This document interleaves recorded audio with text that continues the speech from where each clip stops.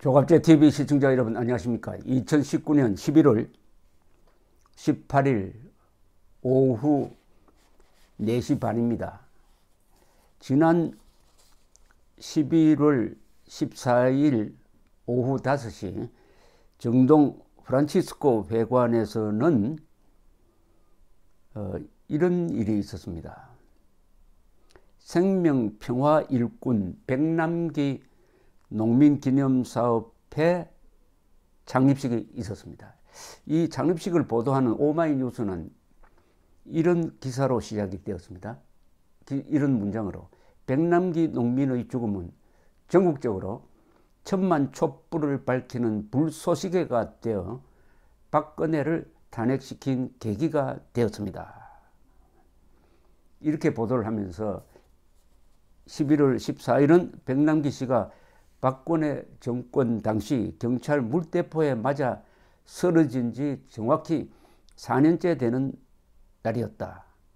백 씨는 2015년 11월 14일 광화문 앞에서 열린 제1차 민중총궐기 대회에서 경찰 살수차가 직사한 물대포를 맞고 쓰러졌다. 백 씨는 당시 서울대병원 중환자실로 옮겼으나 끝내 의식을 찾지 못했고 317일 만인 이듬해 9월 25일 숨졌다. 향년 70세였다.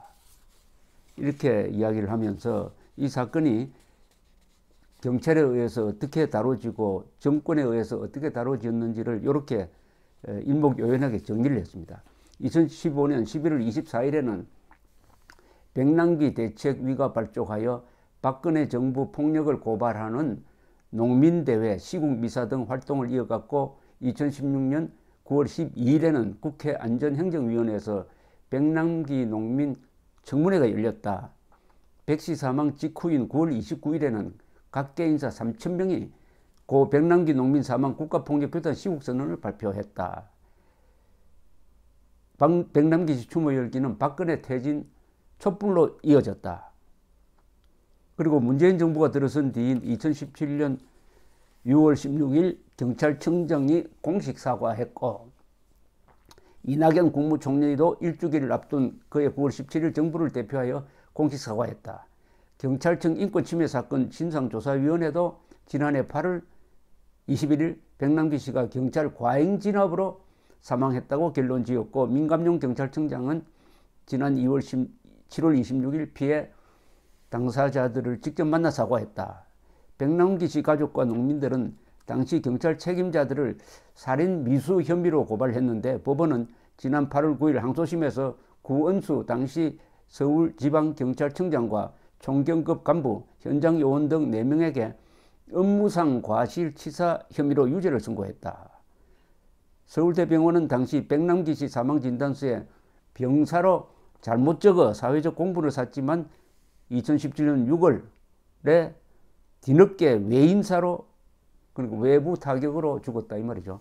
외인사로 바로 잡았다.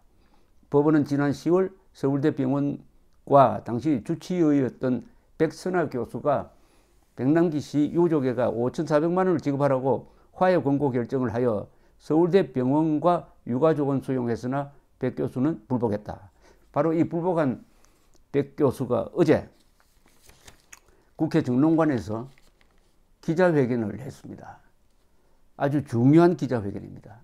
지금 설명해 드린 대로 박근혜 전 대통령 탄핵에도 영향을 주는 이 백남기 씨 사망 원인이 경찰이 쏜 물대포 때문이냐 아니면 다른 요인이냐 이건데 지금은 새 정권 들어서고 문재인 정권 들어서고 나서는 이게 물대포 때문이다. 따라서 경찰이 잘못했다. 그리고 물대포 때문이 아니고 병사라고 다른 병이 원인이 되어서 죽었다고 밝힌 주치 백선기 교수는 잘못되었다. 이게 지금 전해드린 일의 흐름입니다. 그러나 백선아 교수는 어제 정면으로 반박하고 나섰습니다. 공개적으로 변호인단과 함께 어제 오후에 국회 정론관에서 기자회견을 하고 보도자료를 돌렸습니다. 보도자료 내용을 읽어보면은 아주 확실한 근거를 갖고 이야기한다는 심정을 주고 있습니다. 보도자료는 이렇게 시작됩니다. 서울대학교 의과대학 백선하 교수는 백남기 씨의 유족들이 망인이라면 돌아가신 분입니다. 망인의 사망진단서 기재 사인에 관하여 병사 의견을 내었다는 이유로 소송까지 제기하였음에도 백선하 교수는 적극적인 대응을 삼가해 왔습니다. 그 이유는 백 교수가 직접 목격하지 아니한 내원 전의, 그러니까 병원에 오기 전의 상황에 대하여 언급함이 의료윤리상 적절하지 않다고 판단하였고, 모든 내역을 밝힘으로써 발생할 수 있는 망인, 돌아가신 분에 대한 피해도 우려하였기 때문입니다. 하지만 법원은 유족 측에서 별다른 증거를 제출하지 아니하였음에도 망인의, 백남기 씨입니다. 망인의 사망을 경찰의 직사살수, 물대포를 직접 직사로, 그러니까 바로 쐈다는 겁니다. 살수에 의한 것으로 단정하고, 이를 전제로 사망진단서 작성과 관련하여 의료법을 위반하였다고 적시하며 백 교수에게 수천만 원의 손해배상을 할 것을 권고하였습니다. 이와 같이 화해 권고 결정을 통하여 재판부의 심정을 확인한 이상 백선하 교수로서는 당시에 망인을 처음 진료하였을 당시의 의학적 판단을 포함하여 왜 망인, 즉 백남기 씨의 사인에 대해서 병사로 의견을 개진하게 되었는지에 대하여 모두 밝히지 않을 수 없게 되었습니다. 하면서 밝힌 내용이 이겁니다. 먼저 백선하 교수는 경찰의 살수, 이 물대포 쏜 겁니다. 살수가 백남기 씨의 사망에 직접적인 원인이 될 수 없다는 점에 관하여 확신을 갖고 있었습니다. 백남기 씨는 병원에 올 당시 두개골 오른쪽 부위에 적어도 4곳 이상의 서로 연결되지 아니한 심한 골절상이 있었습니다. 이게 뭐냐면 머리에 4군데의 따로따로 골절이 되어 있었다는 거죠.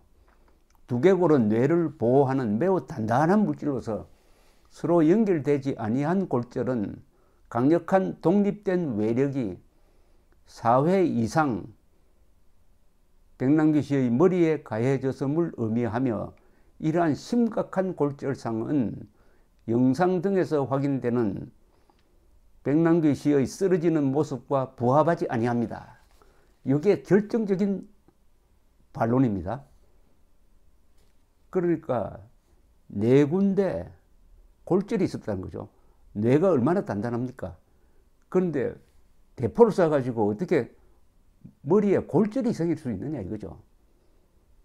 그리고 한 군데도 아니고 4군데에 있었다는 겁니다. 4군데 따로따로 서로 연결되는 게 아니고, 그렇다면은 이것은 절대로 물대포를 맞아서 생긴 것이 아니다. 그러니까 다른 병으로 돌아가셨다 해가지고 병사라고 적었다는 겁니다.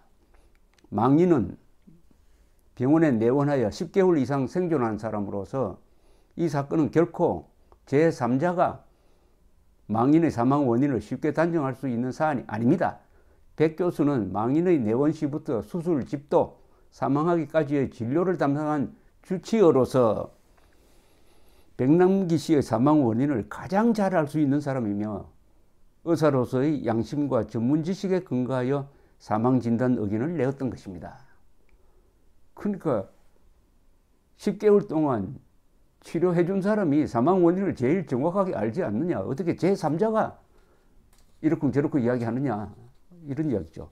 백 교수는 법원의 상식을 믿고 지금까지 적극적인 대응을 삼가 왔으나, 이제는 망인을 어떻게 치료하였고 사망 당시에 왜 병사 의견을 내게 되었는지에 관하여 그 이유를 국민 앞에 모두 공개하고 적극적으로 입증하고자 합니다. 진료 기록에 대한 감정 신청 등을 통하여 백 교수의 주장이 진실에 부합함을 충분히 입증할 수 있으므로 법원에서도 백선하 교수가 의사로서의 명예를 회복할 수 있도록 반드시 변론을 재개하여 입증 기회를 주실 것을 간곡히 부탁드립니다. 저는 법원의 판단보다는 수사기관의 판단보다는 백선화 교수의 판단이 합리적이라고 생각합니다. 합리적이라고 생각합니다. 이걸 보도한 언론의 논평을 하나 보겠습니다. 이 조선일보가 이렇게 보도를 하면서 이런 주장을 덧붙였습니다. 이날 어제 백 교수의 주장은 2016년 10월 이용식 건국대 의대 교수도 제기했던 내용이다. 당시 이 교수는 물대포 수압으로 피부에 상처가 날 수는 있어도 뼈가 부서지는 일은 있을 수 없다면서 이른바 빨간 우의를 입은 남성에 의한 치명상 가능성을 제기했었다고 합니다. 당시 영상을 보면은 물대포에 맞아 쓰러진 백씨 위로 빨간 우의를 입은 남성이 쓰러지는 장면이 나온답니다. 그리고 백씨 머리가 이때 깨진 것이 아니냐는 의혹이 당시에 있었다는 겁니다. 당시 민노총 산하조직 간부였던 빨간 우의를 입은 사람은 사건 발생 20여일 만에 경찰 조사를 받긴 했지만 이 조사는 의혹이 본격적으로 제기되기 전이었고 경찰도 빨간 우의를 입은 사람의 집회시위법 위반에 대한 내용 중심으로 조사했다. 빨간 우의는 11개월 뒤 자신에 대한 의혹이 제기되자 백씨에게 쏟아지는 물대포를 등으로 막으려 한 것이라고 해명을 했다고 합니다. 그렇더라도 어떻게 두개골에 4군데 골절이 생겼느냐. 막으려고 했는데 어떻게 골절이 생겼느냐. 이게 참 해명되지 않습니다.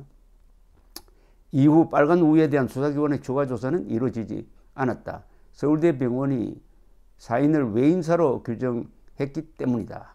의료계에서는 부검 필요성이 제기되었지만 유족적 거부로 부검도 이루어지지 않았다. 부검도 이루어지지 않고 계속 물대포 때문에 죽었다. 물대포 때문에 죽었다고 하다가 결국 정권이 바뀌니까 그쪽으로 사실이 굳어지는 데 대해서 주치 백선화 교수가 이것은 용감하다기보다는 자신을 지키기 위해서 어제 어떻게 보면은 아주 중요한 내용을 털어놓았습니다. 검찰에 이 자료를 제출했을 것인데 어떻게 검찰 수사와 선고 과정에서 이게 반영되지 않았는지. 그렇다면은 이건 의사와 기자가 나서야 될 사안입니다. 의사들이 한국 사회에서 아주 유력한 영향력이 있는 집단이니까 이것은 의사의 양심이죠. 어떻게 주치의가 병사라고 적었으면 그것을 받아들여야지. 정권이 바뀌었다 해가지고 서울대학 병원이 외인사로 발표를 합니까? 주치의가 반대하는 진단이 나올 수가 있습니까, 이게?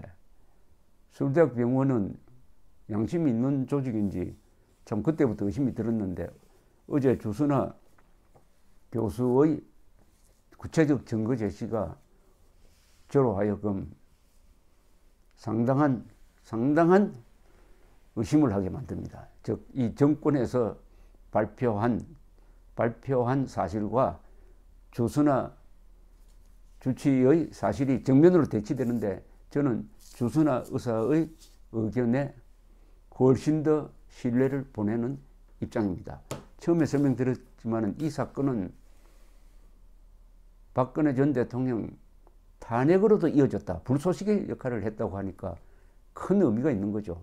그러면 다시 진실을 밝혀내는 노력이 이루어져야 되겠는데 마침 주치의가 작심을 하고 나왔습니다. 그러면은 의사회가 지원하고 무엇보다도 그 많은 사회부 기자들이 이 문제를 취급해야 될 것이라고 생각을 합니다. 문제는 사실입니다. 모든 문제는 사실관계만 명확해지면 시비를 가르는 게 아주 간단합니다. 감사합니다.